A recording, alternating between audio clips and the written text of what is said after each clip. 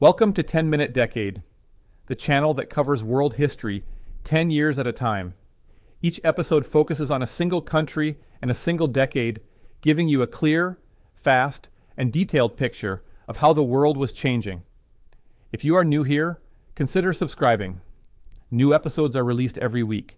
In 1710, France was losing a war it could not afford to lose. And burying children it could not afford to lose either.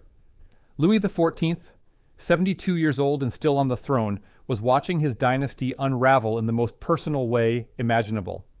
His son and heir, Louis the Grand Dauphin, died of smallpox in April 1711. Then his grandson, the Duke of Burgundy, died in February 1712. Then the Duke of Burgundy's eldest son died in March 1712, just weeks later. 3 heirs to the French throne, dead in 13 months. The only surviving direct heir was a 2-year-old boy, the Duke of Anjou, who would become Louis XV, 2 years old. France, the most powerful monarchy in Europe, was one childhood illness away from a succession crisis that could tear the country apart. Meanwhile, the War of the Spanish Succession ground on. French armies, which had seemed invincible a generation earlier, had been beaten at Blenheim, Ramillies, and Oudenarde. The Duke of Marlborough, Britain's greatest general, was humiliating French commanders across the Low Countries with a regularity that bordered on the contemptuous.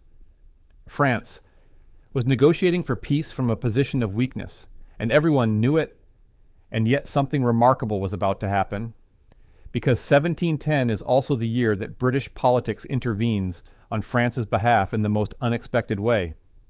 The Whig government in Britain, aggressive, committed to fighting France until it was completely broken, falls from power.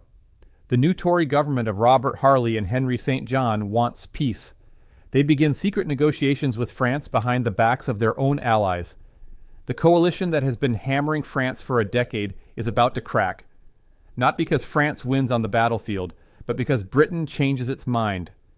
Louis XIV, who has survived everything the century has thrown at him through a combination of will, cunning, and the occasional genuine courage, is about to get the diplomatic escape he needs.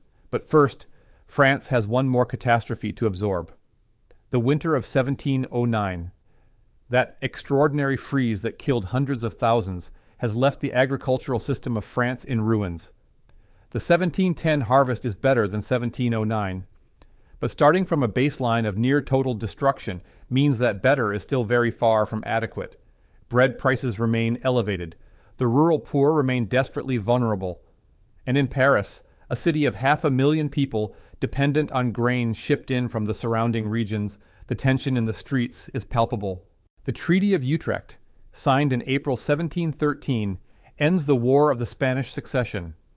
And it is worth pausing on what France actually achieves at the negotiating table, because it is considerably more than anyone might have expected given the military situation.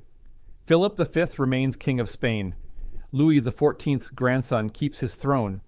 The Bourbon family retains control of the Spanish Empire, the vast colonial territories in the Americas, the trade routes, the silver.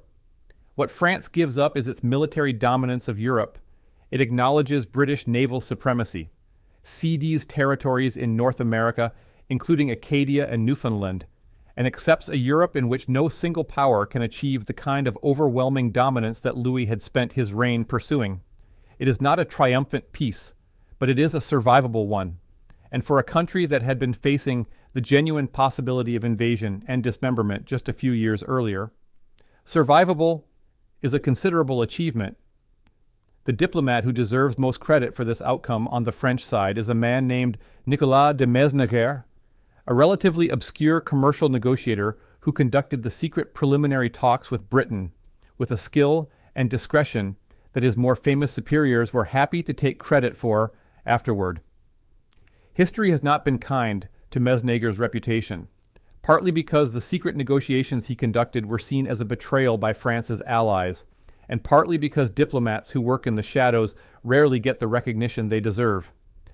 But without his groundwork, the Treaty of Utrecht as France experienced it would not have been possible. Then, on September 1st, 1715, Louis XIV dies. He has been king for 72 years, 72 years. He came to the throne when Rembrandt was still painting, when the Pilgrim Fathers had been in America for less than 20 years, when most of the people alive in France in 1715 had not yet been born.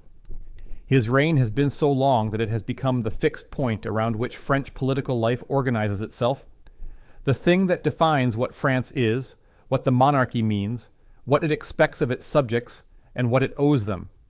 He dies at Versailles, in the bedroom where he was born, attended by his court in the elaborate ceremonial that has governed every moment of his public life. His last words, according to those present, include an apology. He tells his courtiers that he has perhaps loved war too much, and urges the young king who will succeed him not to make the same mistake. It is a remarkable deathbed admission from a man who spent decades directing wars across Europe. Whether he truly believed it, or whether it was the conventional piety of a dying man, is impossible to know. What is certain is that France heard it and remembered it. The new king is Louis XV, 5 years old. France is now governed by a regent, Philippe, Duke of Orléans, a man of considerable intelligence, genuine cultural sophistication, and spectacular personal immorality, whose private life provides the court of Versailles with more scandal than it has seen in years. Philippe is not, as regents go, a bad one. He moves the court from Versailles back to Paris, a decision that has enormous practical and symbolic consequences. Versailles had been Louis XIV's great instrument of control, the place where he kept the nobility domesticated and dependent. Moving back to Paris means accepting that the nobility will scatter to their own townhouses and estates, which means accepting a degree of aristocratic independence that Louis XIV had spent his reign suppressing. It also means that Paris, the actual city, with its cafes and its markets and its intellectuals and its arguments, becomes once again the center of French public life. And Paris in the early 18th century is becoming something genuinely new, a city where ideas are discussed in public, where the printed word circulates with a freedom that governments find difficult to control, where the questions that will define the Enlightenment are beginning to be asked out loud. The Regency period, the years between Louis XIV's death in 1715 and Louis XV's coming of age, is one of the most intellectually and socially explosive periods in French history. And at its center is a financial experiment so audacious, so briefly spectacular, and so catastrophically wrong that it would shape French attitudes toward financial innovation for the next century. The man responsible is John Law. John Law is Scottish by birth, a gambler and financial theorist by vocation, and a genius of a very particular and dangerous kind, the kind that is right about the principles and wrong about the application. He had fled Britain after killing a man in a duel, spent years wandering Europe, studying banking systems and developing theories about money and credit, and arrived in France at precisely the moment when a regent desperate for financial solutions was willing to listen to almost anyone with a plausible idea. Law's idea was this: France's problem was a shortage of money. The solution was paper currency, backed by the assets of a great trading company, specifically the Mississippi Company, which held the rights to trade with France's vast colonial territories in North America. Issue paper money, stimulate economic activity, use the profits of colonial trade to back the currency, and France's debt problem would solve itself. In theory, and under certain conditions, this is not entirely wrong. Paper money and joint stock companies are genuinely important financial innovations. Law was not a fraud. He believed in his system, which in some ways makes what follows worse. The Mississippi Bubble, as it came to be known, begins inflating in 1717 and reaches its extraordinary peak in 1719 and 1720. Share prices in the Mississippi Company rise to levels that bear no relationship to any realistic assessment of the company's actual assets or earnings. Ordinary people, servants, craftsmen, minor nobles, sell everything they own to buy shares. The streets around the company's offices in Paris become so crowded with people trying to buy that the scene resembles a riot more than a financial transaction. A priest named Jacob, selling his shares at the peak and walking away with an enormous profit, is said to have remarked that he did not know how it would end, but that he was very glad to be out of it.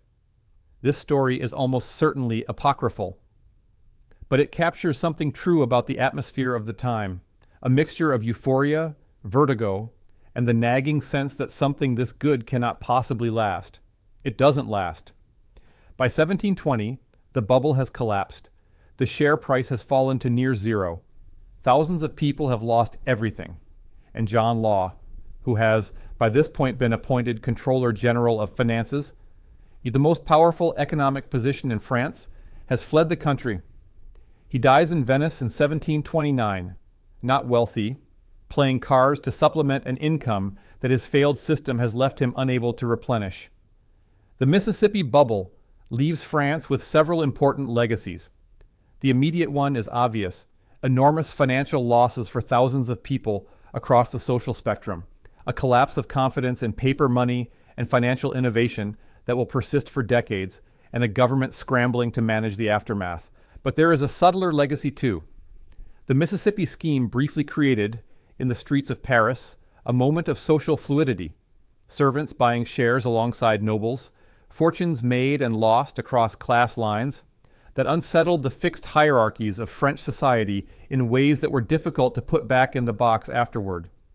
People had seen, for a moment, that the social order was not as fixed as it appeared, that wealth could move, that the old arrangements were not the only possible arrangements. The decade closes with France fundamentally changed from the France of 1710. Louis XIV is gone. The absolute monarchy of his design has been replaced, temporarily at least, by something more complicated and more contested. Paris is alive with ideas. The Enlightenment is gathering momentum. A Scottish gambler has temporarily made France the most exciting financial destination in Europe, and then plunged it back into confusion. Louis XV is 9 years old and growing up in a country that is trying to figure out what it is, now that the Sun King is no longer there to tell it. That brings us to the end of France, 1710 to 1719. If you enjoyed this episode, please subscribe and leave a comment below. It helps the channel enormously. The next episode covers France from 1720 to 1729, a decade of recovery from the Mississippi bubble, the first stirrings of the Enlightenment in the salons of Paris, and the young Louis XV beginning to emerge from the shadow of the greatest reign in French history. We will see you there.